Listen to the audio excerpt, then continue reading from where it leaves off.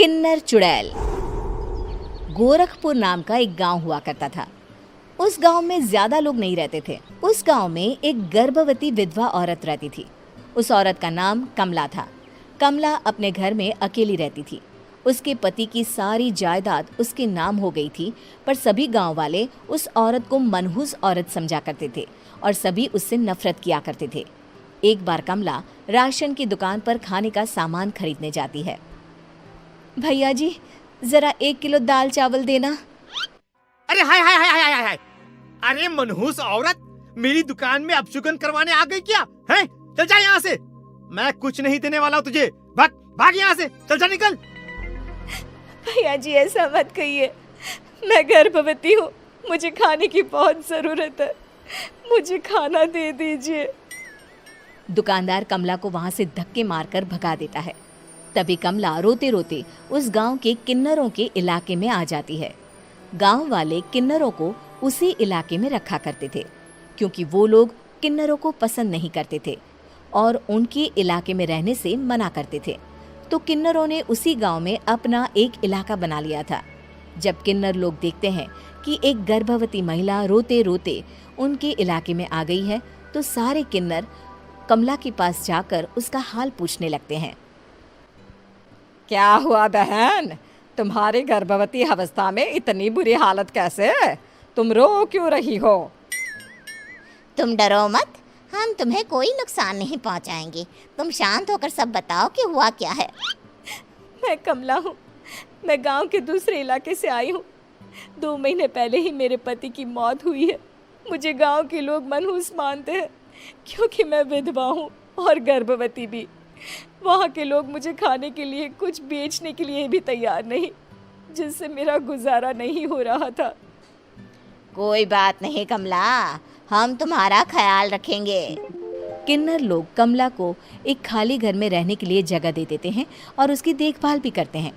कुछ ही महीने बाद कमला अपने बच्चे को जन्म देती है, पर अफसोस, कमला बच्चे को जन्म देते ही अपनी जान गंवा देती है। जब सब किन्नर बच्चे को देखते हैं तो बहुत खुश हो जाते हैं, क्योंकि वो बच्चा भी किन्नर ही था। कमला ने एक किन्नर बच्चे को जन्म दिया था। अब इस बच्चे की देखभाल कौन करेगा? हम तो इस बच्चे को गांव के दूसरे इलाके में भी नहीं भेज सकते। और तो क्या हुआ, इस बच्चे की माँ नहीं रही तो हम इसे पालेंगे। अब ये हमारे इलाके में रहेगा, हमारे साथ रहेगा। फिर वो किन्नर उस किन्नर बच्चे को गोद ले लेते हैं, उसका नामकरण कराते हैं। उस किन्नर बच्चे का नाम शक्ति रखा जाता है। देखते ही देखते शक्ति बड़ी होने लगती है। उसके रंग रूप बहुत सुंदर थे। वो बहुत सुंदर किन्नर दिखती है। एक दिन शक्ति एक किन्नर से पूछती है, माँ जी सुनिए ना, ये गांव के दूसरे इलाके में भी तो लोग रहते हैं, तो हम वहाँ क्यों नहीं जाते? हम उनसे अलग क्यों रहते हैं? शक्ति, क्योंकि वो लोग हमारे जैसे नहीं, वो लोग हमें पसंद नहीं करते, इसीलिए हम उनसे अलग रहते हैं। क्यों? वो हमें क्यों पसंद नहीं करते? मुझे एक बार उस इलाके में जाना है। मैं एक बार वहाँ जाकर घूम कर आऊँ। शक्ति, खबरदार, जो तू उस इलाके में कभी भी गई तो अपनी जान नहीं गंवाना चाहती तो उस इलाके में कभी कदम भी नहीं रखेगी, समझी? इतना कहकर वो किन्नर वहाँ से चली जाती है। शक्ति उस किन्नर की बात सुनकर बहुत रोती है। माँ जी, ऐसा कैसे कह सकती हैं? उन्होंने इतनी सी बात के लिए मुझे इतना डांटा। अब तो मैं उस इलाके में ज़रूर जाऊंगी। फिर एक दिन शक्ति गांव के दूसरे इलाके में चुपके से जाती है। ये लोग तो हमारे जैसे ही इंसान हैं, तो ये हमसे नफरत क्यों करते हैं? जब शक्ति उस इलाके में पहुंचती है तो गांव के सारे आदमी उसके रूप से मोहित हो जाते हैं। वो लोग ये अंदाज़ा नहीं लगा पाते कि वो किन्नर है। शक्ति की सुंदरता देखकर सारे गांव वाले उसकी तारीफ करने लगते हैं। तभी गांव का चक्कर लगाने गांव के जमींदार का बेटा हर्ष वहां पहुंचता है। हर्ष भी दिखने में बहुत सुंदर होता है। जब हर्ष ने शक्ति को देखा तो वो भी उससे मोहित हो गया, और जब शक्ति की नज़र हर्ष पर पड़ी तो वो हर्ष को देखकर मोहित हो गई। आपको पहले कभी इस गांव में देखा नहीं। इस गांव में आप नए हैं क्या? जी नहीं, वो मैं बस। तभी शक्ति बोलते बोलते रुक जाती है और मन में सोचने लगती है, अगर मैंने इनको बता दिया कि मैं दूसरे इलाके से आई हूँ तो वो समझ जाएंगे कि मैं किन्नर हूँ, इसलिए मुझे इनसे झूठ ही बोलना पड़ेगा। शक्ति हर्ष को कहती है, जी हाँ, मैं इस गांव में नई आई हूँ, यहाँ अकेली रहती हूँ। वैसे आप कौन है? आप भी इसी गांव में रहते हैं? जी हाँ, मैं इस गांव के जमींदार का बेटा हूँ।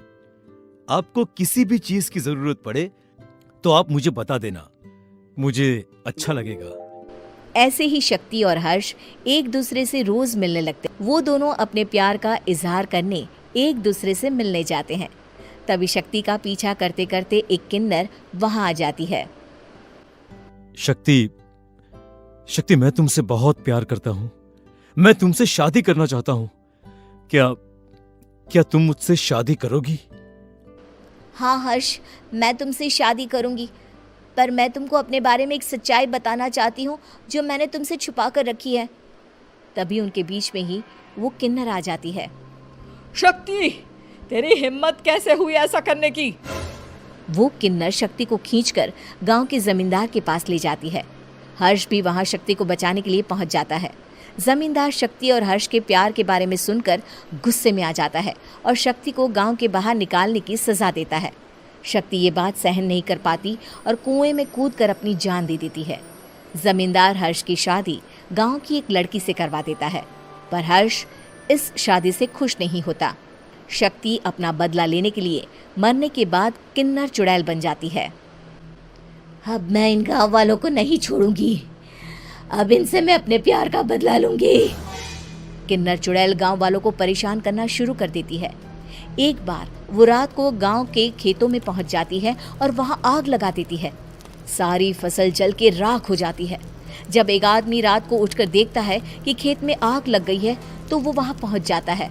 वो देखता है कि खेतों के बीचों बीच एक किन्नर चुड़ैल खड़ी है और वहां खड़े होकर ताली बजा रही है।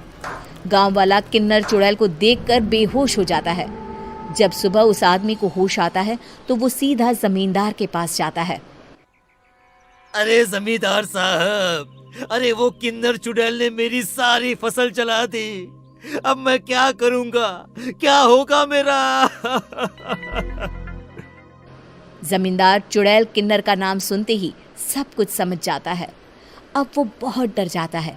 उसी रात को जब जमींदार डर के मारे अपने कमरे में सो नहीं पाता, तभी वहां अचानक से किन्नर चुड़ैल आ जाती है। किन्नर चुड़ैल जोर जोर से जमींदार के आगे खड़ी होकर हंसने लगती है और ताली बजाने लगती है।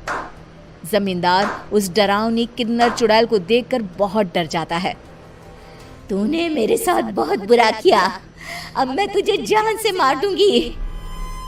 नहीं नहीं नहीं नहीं नहीं, मुझे माफ कर दो, मुझे मत मारो। मैं कभी ऐसा दोबारा नहीं करूंगा। अब तुम जो बोलोगी वही मैं करूंगा। ठीक है, मैं चाहती हूँ कि किन्नर इलाका गांव के इलाके से जुड़े और गांव का कोई भी आदमी किन्नर समाज से द्वेष ना करे, उससे नफरत ना करे, नहीं तो मैं सारे गांव को मार दूंगी। और तुम गांव में एक नया कानून बनाओ कि अगर किसी ने भी किन्नर समाज को हानि पहुंचाने की कोशिश भी करी या इनसे भेदभाव करने की भी कोशिश करी तो उनको कड़ी से कड़ी सजा मिलेगी। हाँ हाँ हाँ हाँ, मैं ऐसा ही करूंगा। तुम जो बोलोगी वो मैं करूंगा, पर मुझे जाने दो प्लीज। तब वो किन्नर चुड़ैल वहां से चली जाती है।